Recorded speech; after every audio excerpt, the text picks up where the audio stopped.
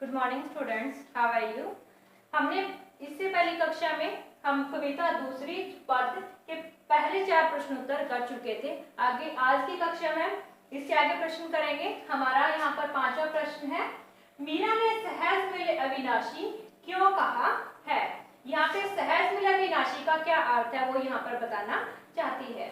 इसका उत्तर है, मीरा का मानना है कि जो समाज से बिना डरे समाज द्वारा दी गई यातनाओं का निडरता से सामना करते हुए भगवान के प्रति अन्योन्य प्रेम करते हैं, वे अविनाशी प्रभु अपने भक्तों को बड़ी सरलता से प्राप्त हो जाते हैं। कृष्ण अविनाशी हैं, वे मीरा के प्रेम से प्रसन्न होकर उन्हें अवश्य ही प्राप्त होंगे। यहाँ पे कहने का अर्थ क्या है कि मीरा कहती हैं कि जो भी भक्त समाज से बिना डरे, कि जो समाज से नहीं डरता कि समाज मुझे क्या कहेगा अगर मैं कृष्ण की भक्ति करूंगा, अगर मैं किसी भी भगवान की मैं भक्ति करता हूँ, समाज मुझे क्या मेरे बारे में क्या बोलेंगे, मेरे बारे में क्या सोचेंगे, जो ये नहीं सोचता समाज द्वारा दी गई यातनाओं से। में जो कहने का यहाँ पे अर्थ क्या है कि जो समाज उसको बार बार परेशान करता है या उसको बार बार यातनाएं देता है, पीड़ाएं देता है, जो उनका निडरता से सामना करता है कि बिना डरे कृष्ण की भक्ति करता है। उसके बाद वो कहते हैं कि भगवान के प्रति अन्योन्य प्रेम करते हैं, कि जो भगवान को बहुत ज्यादा प्रेम करते हैं, जो भगवान के जो बहुत ज्यादा भक्ति करते हैं, वे अविनाशी प्रभु, कि वो प्रभु श्री कृष्ण क्या है अपने भक्तों को बड़ी सरलता से प्राप्त हो जाएंगे, कि ना किसी बिना डरे समाज की यातनाओं से ना डर के और कृष्ण के प्रति जो प्रेम है वो बहुत ज्यादा हो। तो इन सब को देखकर जो श्री कृष्ण है, जो प्रभु श्री कृष्ण है, वो अपने भक्तों को क्या बड़ी आसानी से प्राप्त हो जाएंगे।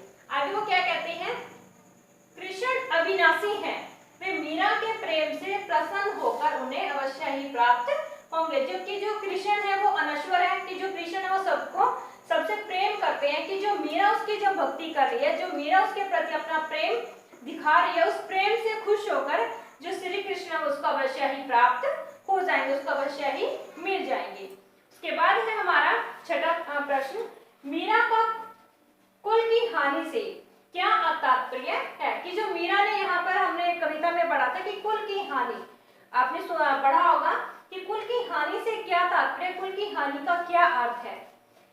हम इसका उत्तर करेंगे कि मीरा राजस्थान के राजकुल से संबंधित थी, कि जो मीरा थी वो राजस्थान में उसका जो था जन्म स्थान था, वो एक राजकुल में जो राजकुमारी या एक राजा की पुत्री थी।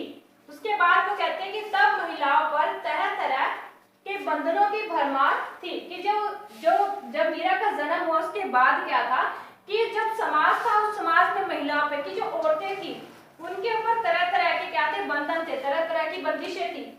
जैसे वे सख्ती से पर्दा प्रथा का पालन करती थी, कि उस समय क्या था कि जो महिलाएं थी वो क्या करती थी, पर्दा प्रथा में जो घूंघट करने की जो प्रथा होती है, कि जो सब अगर हम कहीं भी बाहर जाए तो अपने चेहरे को छुपाकर, अपने चेहरे को ढक कर घूंघट से तब बाहर जाती थी। उसके बाद वो कहते हैं और बिना चेहरे ढांपे सबके सामने नहीं जा सकती थी, कि अगर हमने अपना चेहरा खुला हुआ रखा है तो अपने चेहरे को खोलकर हम किसी के सामने नहीं जाते थे। अगर हम कहीं भी बाहर, हमें कहीं बाहर जाना है, किसी के सामने जाना है, तो उस टाइम वो क्या करती थी, अपने चेहरे को ढककर तब बाहर जाती थी। मंदिरों में नाचना गाना उनकी सोच से भी बाहर था, कि जैसे कि क्या था, मीरा कृष्ण की भक्ति के लिए मंदिरों में जाती थी, साधुओं की मंडली में बैठती थी, और साधुओं की मंडली में बैठकर पैरों में घुंघरू को बांधकर नाचना उनकी क्या थी, लोगों के उस समय के जो लोग थे उनकी सोच से बहुत ज्यादा दूर था। वो उसको क्या मानते थे, जो मीरा की जो भक्ति थी वो उसके विरुद्ध थे। आगे वो क्या कहते हैं कि मीरा ने इन्हीं बंधनों को कुल की हानि कहा है, कि जो मीरा थी उस टाइम जो भी बंदिशें थी उन्हीं बंदिशों को क्या कहा उसने, कुल की हानि कहा है।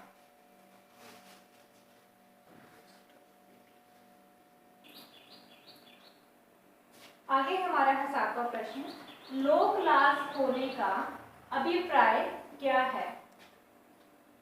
अब इसका उत्तर करेंगे, विवाहिता होने के बावजूद कृष्ण को पति मानकर उसके सामने नाचना परिवार की मर्यादा के विरुद्ध है। कि हमने पढ़ा था कि जो मीरा थी उसकी शादी हो चुकी थी राणा जी से। अब यहाँ पे वो क्या कहते हैं कि जो विवाहित मतलब शादी होने के बाद भी कृष्ण को पति मानना, कि मीरा का कृष्ण को अपना पति मानना और उसके सामने कृष्ण को पति मानकर उसके सामने नाचना क्या था, परिवार की मर्यादा, मीन्स उसके परिवार की जो मर्यादा थी, जो परंपरा थी, उसके क्या था, विरुद्ध था, खिलाफ था। संसार से दूर एक स्त्री द्वारा संतों के पास बैठकर सत्संग करना भी उस समय के समाज में मान्य नहीं था। अब आगे वो क्या कहते हैं कि संसार से दूर एक स्त्री द्वारा, हमने पढ़ा था कि जो क्या था, मीरा क्या करती थी, जो संतों की जो बैठक होती थी, संतों की जो मंडली होती थी, उसमें बैठकर वो क्या करती थी, सत्संग करती थी, कृष्ण की क्या करती थी, वो भक्ति करती थी। उस समय क्या था, इस तरह से मीन सबके सामने नाचना एक स्त्री का क्या समाज में मान्य नहीं माना जाता था। एक स्त्री का दूसरे पुरुषों के सामने, संतों के सामने या संतों की मंडली में घुंघरू बांधकर नाचना क्या था, समाज के विरुद्ध माना जाता था, समाज के खिलाफ माना जाता था। इसी कारण कुल के संबंधी व समाज के लोगों का मानना था कि मीरा ने लोक लाज खो दी है।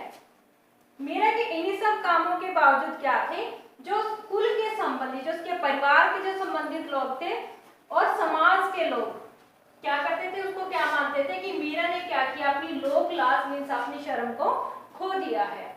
आगे हम 8वां प्रश्न करते हैं। मीरा मानसिक रूप से किसे अपना पति स्वीकार करती थी और क्यों? कि जो मीरा है वो अपने मानसिक में दिमाग से किसको अपना पति मानती थी और क्यों मानती थी? आइए हम इसका उत्तर करते हैं।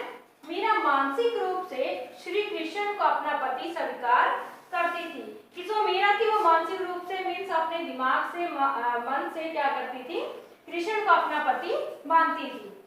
वह अपने बचपन से ही श्री कृष्ण की भक्ति करती थी। जब मीरा बहुत ज्यादा छोटी थी, बचपन में ही वो क्या करती थी, कृष्ण की भक्ति करती थी। बचपन से लेकर जब तक वो जीवित रही तब तक उन्होंने सिर्फ श्री कृष्ण की भक्ति की और श्री कृष्ण को अपना पति माना और स्वयं को उनके प्रति अर्पित मानती थी। और वो क्या करती थी कि मैंने तो स्वयं को भगवान कृष्ण को समर्पित कर दिया है।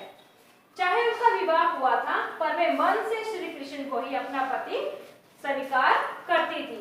यहाँ पे क्या वो कहती है कि चाहे वो विवाहित थी, चाहे उसकी शादी राणा जी से हो गई थी, लेकिन फिर भी क्या था, जो मीरा थी वो मन से किसको अपना पति मानती, श्री कृष्ण को ही अपना पति मानती थी या स्वीकार करती थी।